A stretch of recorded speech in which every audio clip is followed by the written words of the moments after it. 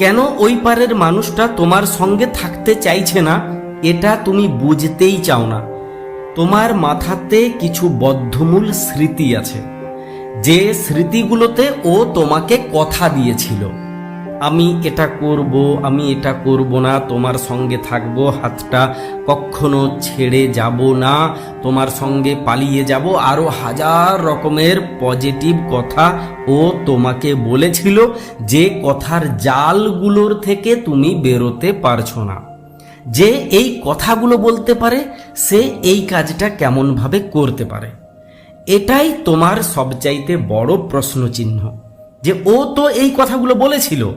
আচ্ছা, তুমি আমাকে গ্যারেন্টি সহ বলতে পারো যে এই কথা ও আর কাউকে বলেনি, বলবে না, বলছে না?